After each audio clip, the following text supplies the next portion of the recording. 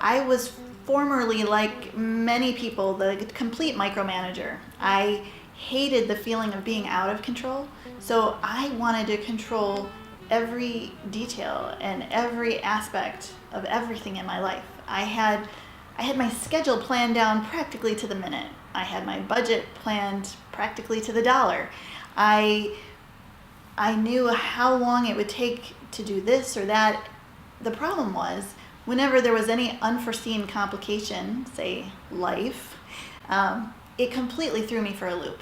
I'd have set aside 10 minutes to call a company about a bill and sit on hold for half an hour, or I would be taking my kids to the dentist to get that checked off the to-do list, and one of them would have a cavity. And now not only did I have to pay for the cavity, but I had to schedule another appointment around my work schedule, their school schedule, the dentist schedule to take them back. And heaven forbid anyone got sick. That really threw me for a loop. I mean, I remember with 5 kids that we'd have illnesses in the house, especially when they were younger. And I remember having times where I would get sick and I would still go to work and I would work with a mask, but I would essentially lose all my productivity in the evenings because I was tired and I was sick. And I would think, oh my gosh, I lost 12 hours this week. Where am I going to get 12 hours back? It could take me 6 weeks to get 12 hours back. I didn't have that spare kind of built into my schedule. And it was overwhelming. The more I tried to micromanage and control these details, the more things kind of went awry. And what I came to find as I examined this concept of flow being sort of surrendering yourself, not in a raising a white flag or giving up kind of way, but in a real just surrendering into the flow of what comes next. What I've found is it creates a grace and an ease and a spaciousness in the way I run my day. So here's an example. Last summer, there was a Saturday and I had a massive to-do list. And I was planning on literally there were like 31 things or something on there, and I was planning on knocking out this list.